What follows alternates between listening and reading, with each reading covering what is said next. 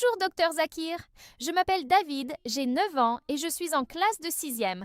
Depuis quelque temps, j'entends parler de votre école islamique. On dit que vos élèves y reçoivent non seulement les matières modernes comme les mathématiques ou l'anglais, mais aussi l'enseignement du Coran et de la langue arabe. Alors, une question me vient toujours à l'esprit et je voudrais vous la poser directement. Pourquoi les enfants non musulmans comme moi n'ont pas la possibilité d'intégrer votre école? Moi, par exemple, je serais très intéressée d'apprendre l'arabe, de comprendre vos cours et peut-être même de découvrir l'islam de plus près. Mais on m'a dit que ce n'était pas possible. Ne pensez-vous pas que si des enfants non musulmans avaient cette chance, ils pourraient apprendre beaucoup de choses utiles, élargir leurs connaissances et même choisir plus tard, en toute liberté, d'accepter l'islam s'ils en sont convaincus? Alors, je voudrais comprendre pourquoi votre école ferme-t-elle ses portes aux enfants non musulmans et qu'est-ce qui empêche concrètement leur admission? Frère David, ta question est très intelligente pour ton âge, et elle est aussi très délicate. Beaucoup d'adultes n'oseraient pas poser ce genre de questions en public, et toi, à seulement 9 ans, tu le fais. Cela montre déjà que tu as une réflexion profonde et une vraie curiosité. Tu demandes pourquoi les enfants non musulmans ne sont pas admis directement dans notre école islamique. Permets-moi de clarifier ce point. L'Islamic International School n'est pas une école ordinaire, et ce n'est pas non plus un centre de conversion.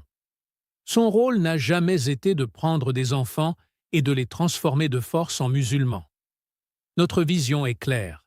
Nous voulons donner à nos élèves une double éducation. La première, c'est l'éducation académique moderne. Mathématiques, sciences, informatique, histoire, langue, tout ce qui leur permet de réussir dans la vie professionnelle.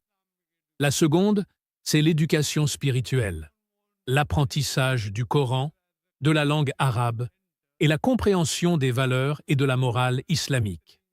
Maintenant, imagine un instant, frère David. Si nous commencions à admettre des enfants non musulmans très jeunes, comme toi, sans en parler avec leur famille, cela créerait un grand problème. Car dès qu'un élève entre dans notre école, il doit suivre toutes les matières sans exception. Cela signifie apprendre le Coran, participer aux cours islamiques, assister à nos conférences religieuses et vivre selon les règles de l'école qui sont basées sur l'islam. Alors, que se passerait-il? Si un enfant non musulman commençait à aimer l'islam et à s'y rapprocher, beaucoup de gens diraient « Regardez, on prend des enfants innocents, on les endoctrine, on les force à changer de religion. » Et ce n'est pas du tout notre objectif. L'islam n'est pas une religion qui s'impose par la contrainte. Allah dit clairement dans le Coran « Nulle contrainte en religion ». La foi doit venir du cœur, par conviction, pas par pression. C'est pour cela que nous avons établi une règle stricte. Si un enfant non musulman souhaite entrer, il faut que ses parents soient convaincus et qu'ils acceptent eux-mêmes les règles de l'école. S'ils donnent leur accord, alors il n'y a absolument aucun problème. L'enfant peut apprendre l'arabe, découvrir le Coran, recevoir une éducation de qualité, et tout cela dans la transparence et le respect. Nous ne fermons pas la porte aux non-musulmans. Mais nous voulons que ce soit fait correctement, avec l'accord des familles, et non pas d'une manière qui pourrait être perçue comme une manipulation. Frère David, il y a aussi un autre point très important. Nous devons respecter non seulement les règles de notre école, mais également les lois du pays dans lequel nous vivons. Si demain, des enfants non musulmans entraient dans notre école sans l'accord de leurs parents, certains pourraient nous accuser devant la loi en disant que nous tentons de convertir de force. Cela mettrait non seulement l'école en danger, mais cela donnerait aussi une mauvaise image de l'islam, comme si nous voulions imposer notre religion. Et tu sais bien que l'islam ne s'impose pas, il se choisit. C'est pourquoi nous disons toujours, que ce soit toi ou n'importe quel autre enfant non musulman, si tes parents viennent nous voir et qu'ils disent « Oui, nous acceptons que notre enfant suive toutes les matières de votre école, y compris le Coran, l'arabe et les conférences islamiques. » Alors, nous n'avons absolument aucune objection. Au contraire, nous serons honorés de vous accueillir. Mais il faut être clair. En entrant, il faudra suivre toutes les règles sans exception. Par exemple, assister aux prières et aux conférences religieuses, apprendre la langue arabe comme une matière principale, lire et mémoriser des parties du Coran, comme le font les autres élèves, respecter les principes de discipline, d'éthique et de modestie propres à l'islam. Tant que tes parents acceptent cela, il n'y a aucun obstacle. Tu pourras alors profiter d'une double éducation, à la fois la meilleure éducation académique et une ouverture vers la spiritualité islamique. Et pour toi, frère David, qui a eu le courage de poser cette question devant des milliers de personnes, je fais une promesse. Si tu es sincèrement intéressé, demande à tes parents de venir rencontrer la direction de l'école. S'ils acceptent les règles, alors ton admission sera facilitée, et je suis certain qu'Allah rendra les choses faciles pour toi. Voilà, jeune frère, la porte n'est pas fermée. Elle est ouverte, mais elle doit s'ouvrir dans le respect. Respect de la famille, respect de la loi et respect des valeurs de l'islam, avec l'accord des familles, et non pas d'une manière qui pourrait être perçue comme une manipulation. Hope that answers the question.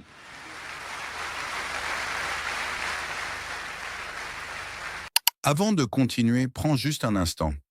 Like cette vidéo pour que le rappel atteigne d'autres frères et sœurs. Et abonne-toi maintenant, car les prochaines vidéos contiendront des enseignements que tu ne veux absolument pas manquer. Si tu es vraiment un fan du Dr Zakir Naik, prends juste 5 secondes pour écrire en commentaire dès maintenant. Qu'Allah accorde une longue vie à Dr Zakir Naik. Et à toi qui regardes cette vidéo, oui, toi qui te sens parfois prisonnier de tes mauvaises habitudes, de tes émotions incontrôlées ou de péchés comme la masturbation, sache qu'il existe une porte de sortie. Tu n'es pas seul. En seulement 30 jours, tu peux reprendre le contrôle de ta vie et retrouver ta dignité. Nous avons mis en place une formation unique, un véritable programme de libération que des frères et sœurs ont déjà commencé à suivre avec succès. Le lien est disponible juste en bas, dans la description et en premier commentaire. Rejoins-les et prends enfin le chemin de la liberté et du changement. Aujourd'hui, j'ai la chance de poser mes questions au docteur Zakir Naik. J'espère que cette discussion pourra éclairer mon esprit ainsi que celui de ceux qui nous regardent. Ma première question concerne la consommation de porc. Pourquoi est-ce que l'islam interdit le porc alors que d'autres religions l'autorisent? J'ai assisté à une conférence chrétienne où un prêtre a expliqué que, finalement, manger du porc ne devrait pas être un problème. Il a donné un exemple en disant que, tout comme un arbre absorbe des nutriments du sol, y compris du fumier, et produit des fruits que nous mangeons sans problème, pourquoi le porc serait-il alors interdit en islam? J'aimerais comprendre. Merci ma sœur pour ta question très pertinente. C'est un sujet que beaucoup de gens ne comprennent pas bien et je vais te donner une réponse détaillée qui prend en compte la religion, la science et la logique. Tout d'abord, en islam, le mot haram signifie interdit, quelque chose que Dieu a ordonné d'éviter pour notre bien. Ce n'est pas une interdiction arbitraire, mais une règle basée sur la sagesse divine et les bienfaits pour l'être humain. Avant d'entrer dans les explications scientifiques, parlons d'abord des fondements religieux. En islam, l'interdiction du porc est clairement mentionnée dans plusieurs versets du Coran. Allah dit, Sourate Al-Baqarah, « Il vous est interdit la bête morte, le sang, la chair de porc et tout ce sur quoi un autre nom que celui d'Allah a été invoqué. » Sourate Al-Maïda, « Il vous est interdit la chair de porc, car c'est une impureté. » Et ce n'est pas seulement dans l'islam.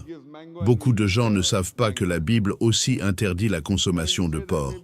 Dans l'Ancien Testament, on trouve plusieurs passages clairs sur ce sujet. Lévitique. Vous ne mangerez pas de porc, car il a le sabot fendu, mais ne rumine pas. Il vous est impur. Vous ne mangerez pas de leur chair, et vous ne toucherez pas leurs cadavres. Vous les regarderez comme impurs. Deutéronome 14:8. Le porc est impur pour vous. Vous ne mangerez pas de leur chair et vous ne toucherez pas leurs cadavres. Donc, la question est la suivante. Si le porc est clairement interdit dans l'islam et aussi dans la Bible, pourquoi de nombreux chrétiens le consomment-ils aujourd'hui?